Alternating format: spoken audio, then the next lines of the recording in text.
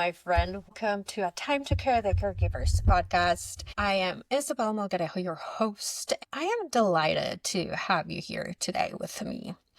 Have you ever wondered how your life is going to look like in the future? I'm pretty sure you have, because we all do. And we all wish for a lot of things that sometimes they don't become a reality. But hey, let's figure out how to make things happen. Let's get started. I've recently finished my first cohort with a lot of beautiful women that decided to join me in my first lab. And yes, you heard correctly. It was a lab. And the reason why I called it a lab is because I wanted people to come and have the opportunity to play with life. I didn't want just things to be rigid and fluid and this is what you're supposed to be. Because life is about researching. Life is about coming with solutions. And if something doesn't work, find another way of doing things. So that's why I called it a lab. And while I was designing this, the first session was all about thinking about the future and thinking about what we expected from our role as a caregiver or as our role as the person receiving care. And I find it very interesting because a lot of the times most of the time, we get excited about planning trips or the next time of our big goals. We get excited if we're going to buy a new house and how we're going to decorate it and what we're going to put and how it is going to look like. We get excited if it's a trip and we're planning and what we're going to do, which places we want to visit, which places where we want to eat, what we want to experience. So we have all these things and excitement that it's really fun and it's going to be amazing. And then we have I don't know, when we finish college, we get excited about our first job and how we're going to develop in our career and what comes next. When we retire, we get excited about being able to travel the world and visit new places and maybe start that hobby that we haven't had time of picking up. So we get excited about many things in our lives, but we very rarely get excited about planning care. Honestly, it is not exciting at all. It is tough. It is overwhelming. And it's something that we really don't want. But we can make it the best time in our lives.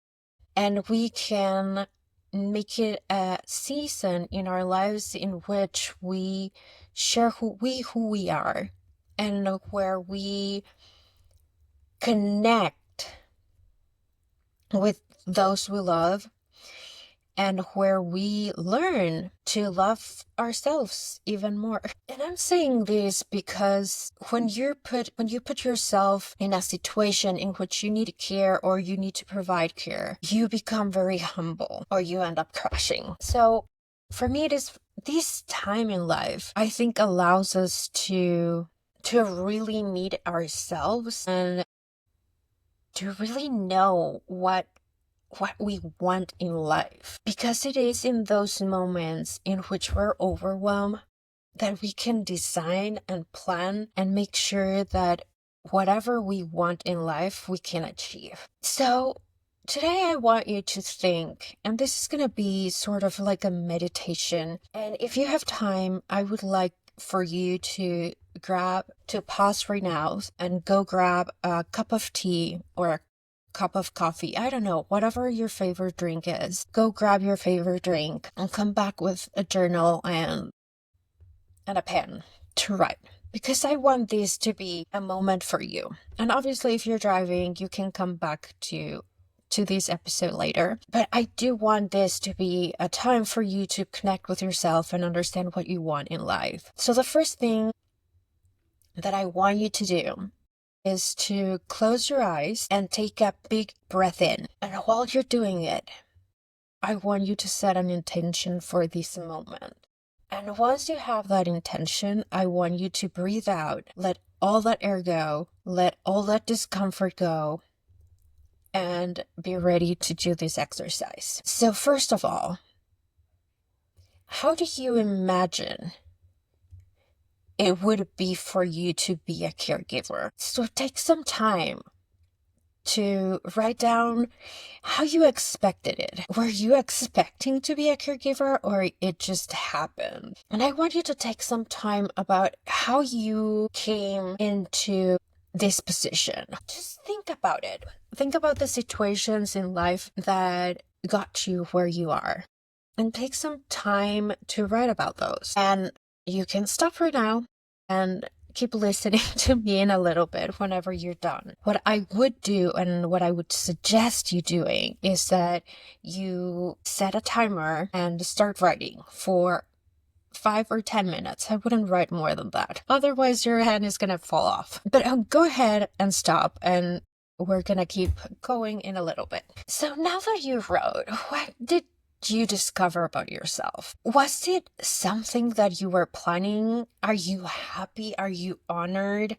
How do you feel about this? Think about all the emotions that come with what you wrote.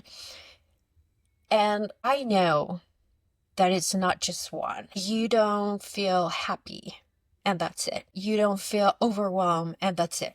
We have a mix of emotions when big things happen in our lives. So I want you to pay attention to those, and probably go back to what you wrote and make a list of all the feelings that you have from that experience. So again, take a couple of minutes, take a sip of your favorite drink, and go through those emotions and write them down. And now that you're ready, are there any emotions that you would like to change? Are there any feelings that you would like to change? And if there's anything that you would like to change, why would you like to change it?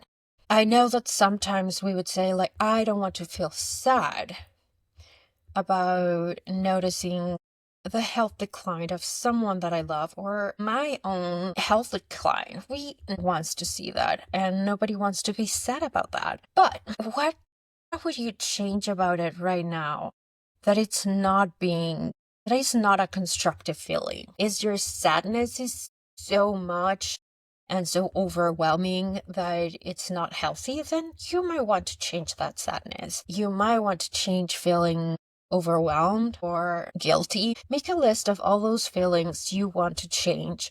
And most importantly, take time to analyze why you want to change those feelings. And obviously you're going to say, because I don't want feeling them, but that is not a good reason. They are there for something, and feelings protect us. So if we feel fear, we will run away from the lion and we will be safe. Or maybe you honk and you feel fear because you saw a ball crossing the road, and your instincts will tell you to stop the car and avoid running over a kid. Whatever it is, feelings are there to protect us.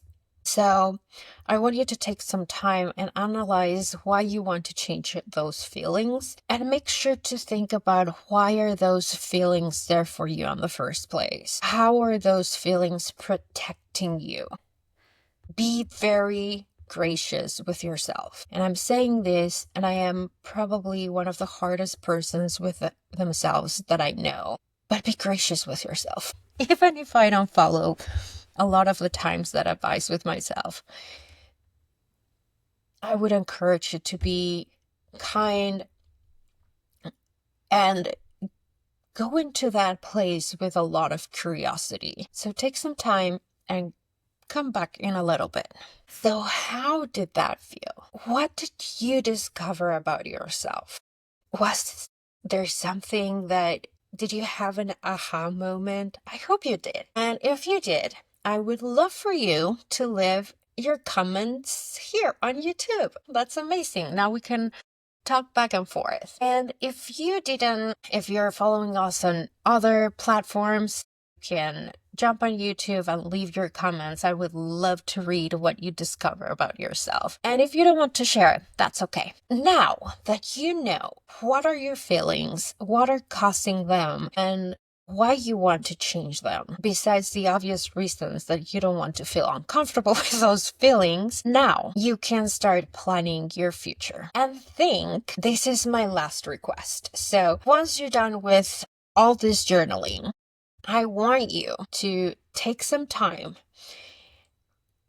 and think about things that you can change today so you start feeling different. So if you feel, I'm going to say an example that I've been working on lately, which is my eating habits, which are horrible. And for the past year and a half, where I've been actively trying to lose weight, I've been just condemning myself every time that my diet is not perfect. And that is not sustainable for me and probably for nobody else. So one of the things that I've been working on for the past year, not year and a half, that I started working about a month ago, and probably even less. I started working with a line where I work the fact that I deserve love, care, joy, and abundance. And I will make another podcast all about this. But going back to me working on my food habits and my eating habits, every time that I eat some dessert or chips or something that I really like, what I tell myself is, you already have all this healthy food.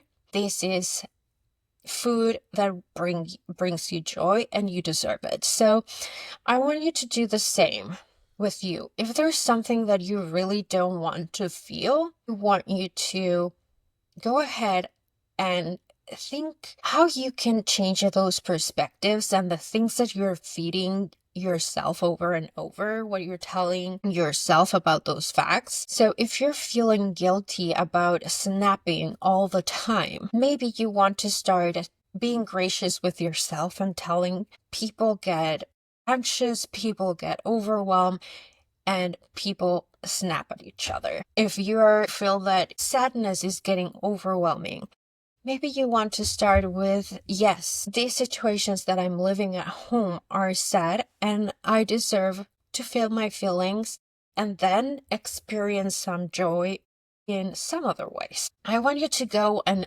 play with this and see how you're feeling. And if something is not working, if something doesn't feel right, come back to this episode and do this exercise again, because I know it's going to help you a lot. So if you haven't done so already, go ahead, give us a like, follow us, and leave a comment, because I would love to hear from you. See you next week.